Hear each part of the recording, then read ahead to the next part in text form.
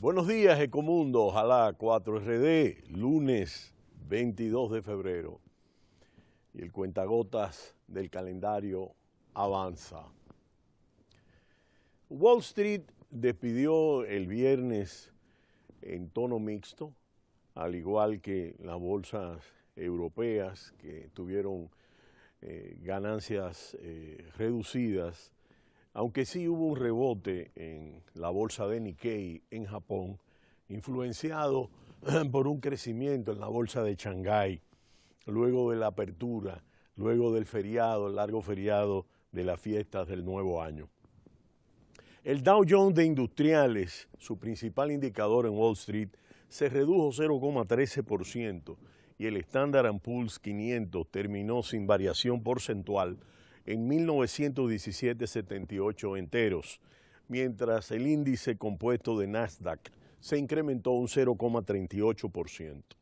Los operadores en New York protagonizaron una sesión volátil que arrancó con pérdidas en la primera hora de contrataciones, arrastrados por una nueva caída del precio del petróleo en los mercados internacionales.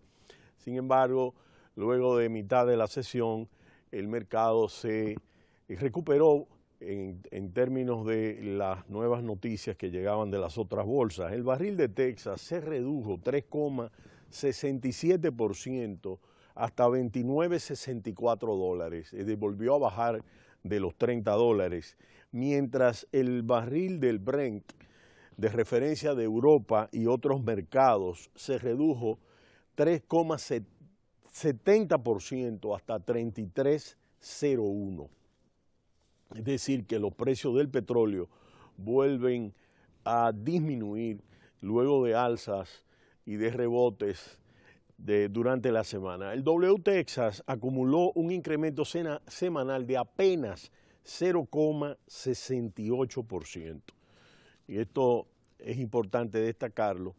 Y sigue la situación ante la incertidumbre del posible acuerdo entre Rusia y los principales países de la OPEP, que todavía no ha llegado a concretizarse, y las dudas que existen sobre las posibilidades del impacto que pueda tener por el incremento que Irán va buscando en relación a las sanciones comerciales y la sobreoferta acumulada en cuanto a producción y en cuanto a inventarios, récord históricos de los principales productores de la OPEP.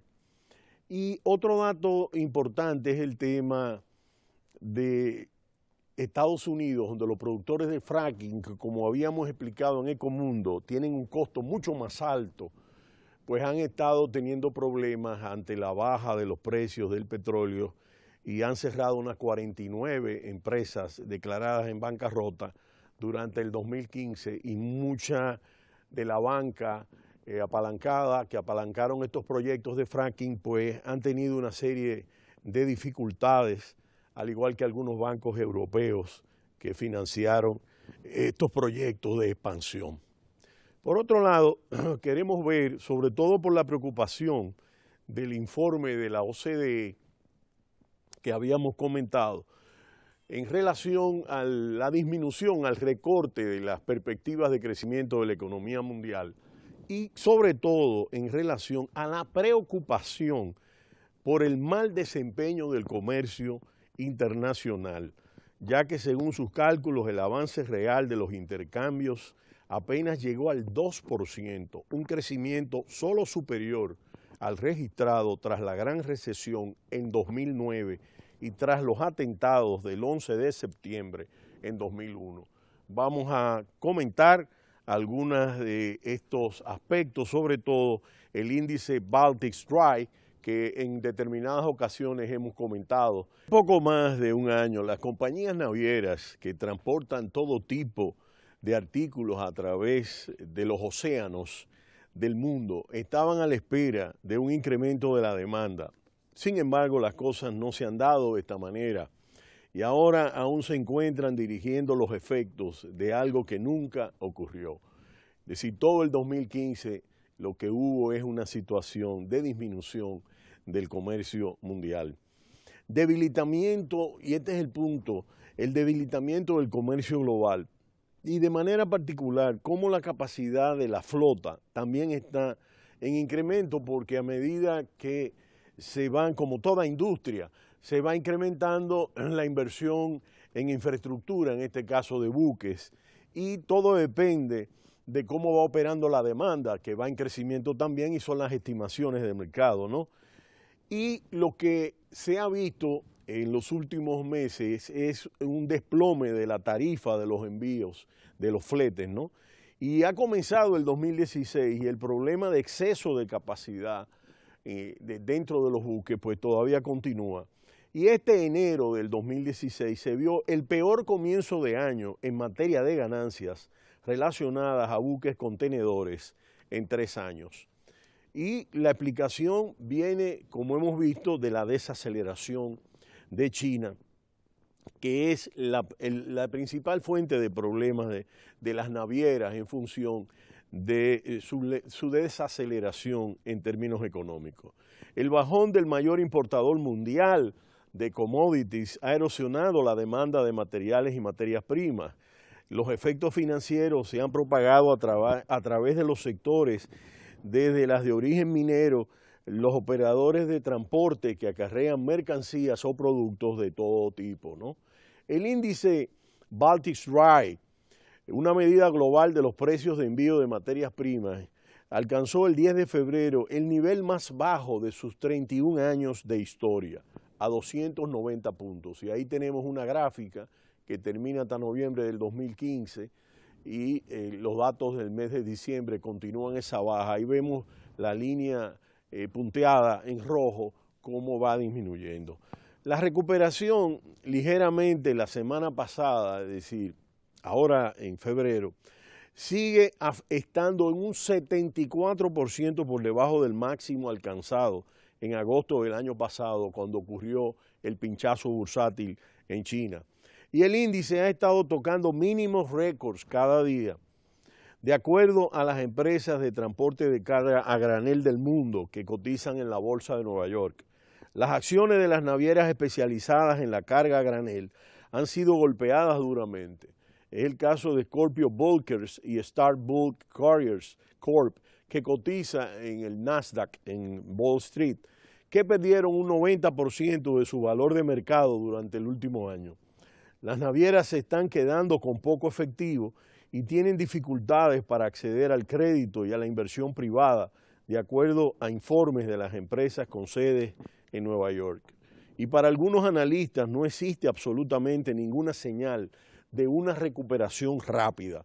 De acuerdo a la firma de los corredores, las flotas que operan en América Latina han transportado mineral de hierro de Brasil a China con tarifas, oigamos, que en promedio cubren apenas el 40% de sus costos operativos durante los últimos 12 meses para mantenerse en operatividad. La firma Caraxus añadió que el mercado también está siendo canibalizado por la flota de los gigantescos buques conocidos como Valemax, que son los mayores graneleros en actividad que la minera brasileña Vale construyó para transportar sus minerales a China. Recordemos que Brasil es un gran exportador de hierro a Brasil, además de otros productos importantes, ¿no? Y ahora son operadores son operados principalmente por la naviera china COSCO, con el mismo fin. Y este es un elemento que marca lo que está ocurriendo en términos de la desaceleración de China.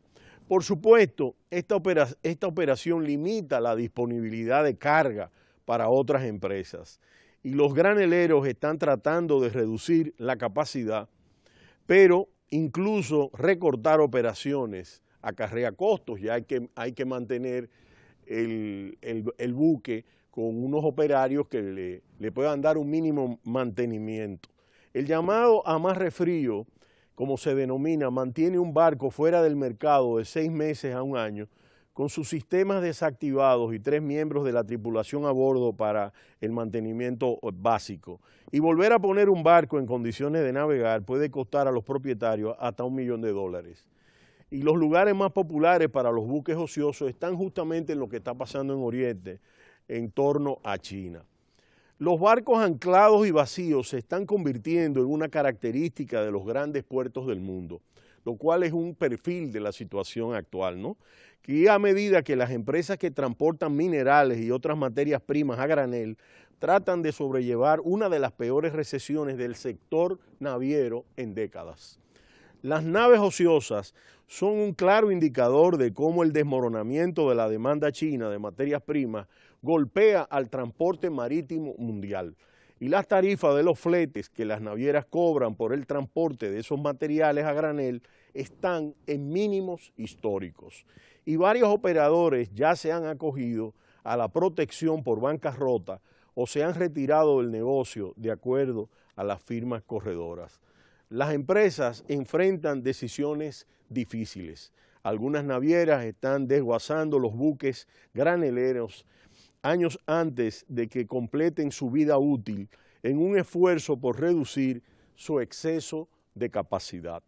Otros barcos permanecen anclados durante semanas a la espera del siguiente contrato, mientras un gran número cada vez mayor de embarcaciones queda inactivo durante periodos más prolongados a un costo de $15,000 al mes o más.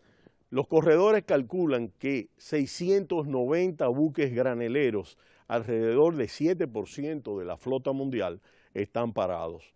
Probablemente tendría que estacionarse el doble de esa cifra para equilibrar la capacidad de transporte con la demanda de fletes, de acuerdo a estimaciones de las firmas especializadas.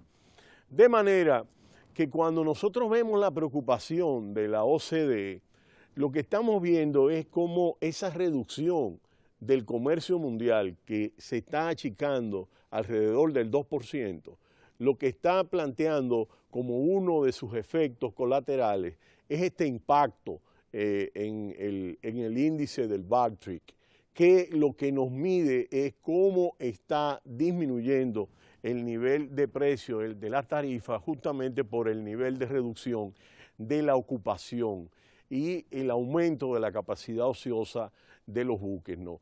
Y al mismo tiempo pone de manifiesto la preocupación en cuanto a la disminución del crecimiento de la economía global, sobre todo porque la OCDE establece que los países industrializados están empantanados entre el 1 y el 2% de crecimiento del PIB.